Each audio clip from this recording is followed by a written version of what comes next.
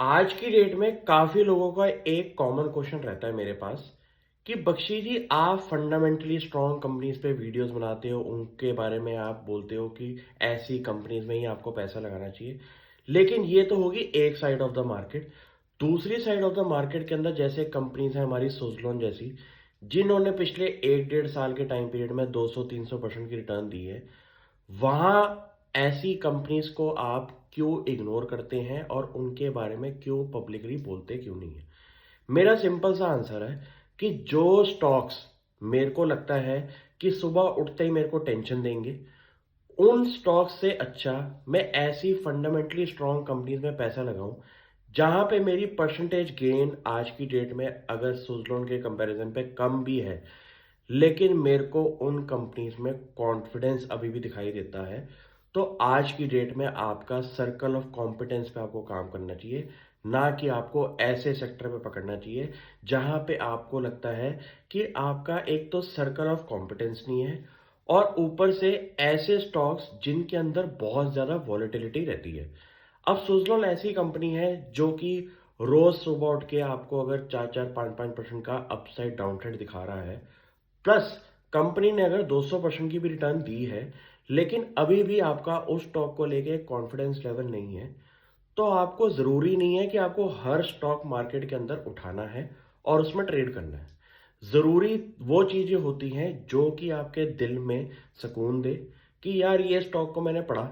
मेरे को इस स्टॉक के फंडामेंटल्स में अच्छी स्टोरी दिखाई देती है और इसमें मैं थोड़े से पैसे लगा सकता हूँ। ये नहीं कि आपने व्हाट्सएप ग्रुप में, टेलीग्राम ग्रुप में, सोशल मीडिया ग्रुप से कोई स्टॉक को पकड़ा कि उस फलाने स्टॉक ने इतने टाइम में इतनी रिटर्न दी है, आगे जाके फ्यूचर भी ब्राइट है। ऐसा करने से आप उस ट्रैप में फंस जाते हैं कि उसमें से एक स्टॉक भी अगर उल्टा पड़ गया तो आपके पूरे पोर्टफोलियो की रिटर्न्स में बहुत ज़्यादा फर्क आ जाता है। ये चीज़ें आज से 7-8 साल पहले मैंने ज़रूर करी है, मैं कभी ये नहीं बोलूँगा। लेकिन आज की डेट में मेरे को उन्हीं स्टॉक्स में पैसा लगाना है जहाँ पे एक तो मेरा सर्कल ऑफ कॉम्पिटेंस बैठा हो, मेरे को उन स्टॉक्स को होल्ड करने में मज़ा आता हो और मुझे उनमें एक स्टोरी ऐसी दिखाई देती है कि मुझे लगता है कि इतनी एच एक्स परसेंटेज की जो रिटर्न्स हैं वो मेरी बनती हुई दिखाई बन सकती है ऐसे स्टॉक्स में। आपको आज की डेट में हर बंदे को ये नहीं बताना कि मेरे पोर्टफोलियो में सुजलॉन नहीं है। आपको ये बताना है कि सुजलॉन की जगह मैंने ऐसी कंपनी में पैसा लगाया था जहां पे मेरे को कंफर्टेबल पोजीशन दिखाई देती है, यानी कि मेरे को पूरे दिन की वॉलेटिलिटी के अंदर पूरा टाइम टेंशन दे ऐसा स्टॉक। तो ज़रूरी नहीं है आपके पास हर स्टॉक होने चाहिए जो कि हाईएस्ट पोटेंशियल इस टाइम मार्केट में दिखा रहे हैं। आपके पास वैसे स्टॉक्स होने चाहिए जिन पे आप कॉन्फिडेंट फील करो, क्योंकि कॉन्फिडेंस ही आपको लंबे टाइम पीरियड के लिए इस मार्केट में रखेगा। ये नहीं कि आपने कोई स्टॉक पकड़ा, उस पे आपने किसी की बोरोड कन्विक्शन ली। एक ये बहुत बढ़िया टर्म है बोरोड कन्विक्शन, कि बोरोड कन्विक्शन का मतलब ये होता है कि आपने किसी और की एनालिसिस पे सिर्फ बेट किया, अपनी एनालिसिस पे ध्यान नहीं दिया, अपने रूल्स ब्रेक करे उसकी एनालिसिस पकड़ के, क्योंकि उसने जो उस चीज में देखा है वो शायद आपने उतनी गहराई में नहीं देखा हो, और आपने अगर उस गहराई में नहीं देखा तो उसको बोरोड कन्विक्शन कहते हैं। और बोरोड कन्विक्शन के अंदर एक बहुत बड़ा रेड फ्लैग ये होता है कि सामने वाले बंदे को तो पता है इस कंपनी के बारे में कि ये कहाँ तक जाएगी, लेकिन क्या पता आपको उसको समझने में प्रॉब्लम हो, आपका कॉन्फिडेंस लेवल उस स्टॉक के अंदर सेम ना हो, और अगर रिटर्न नहीं बनी तो आप सामने वाले बंदे पे ये बोलोगे कि तेरी स्टॉक पिकिंग गलत थी।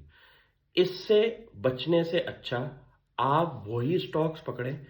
ऐसा हो सकता है कि आपको बैंकिंग में मजा आता हो, ऐसा हो सकता है कि आपको लार्ज कैप स्टॉक्स में मजा आता हो, ऐसा हो सकता है कि आप स्मॉल कैप मिड कैप के अंदर अच्छी वॉलेटिलिटी भी अपने आप में ले सकते हैं, लेकिन आपको उसकी अपसाइड के अंदर भी बहुत ज़्यादा दिखाई देती हो चीज़ें। अपने रूल्स बनाएं, अपनी थ्योरीज बनाएं, अपनी थीम्स पकड़ें और उस थीम्स पे ना फोड़ दें, क्योंकि ज़रूरी नहीं है कि आपके पास हर थीम का स्टॉक हो, हर पोर्टफोलियो के अंदर ऐसा स्टॉक हो जो 200-300% बढ़ा हो। लेकिन कंसिस्टेंट कंपाउंडर्स अगर आपके पोर्टफोलियो में है और कंसिस्टेंटली आप अपने पोर्टफोलियो में रिटर्न्स ले रहे हैं, तो आपके लिए ना ये बहुत बढ़िया बात है। मार्केट में ऐसे लोग मेरे को बहुत कम दिखाई देते हैं।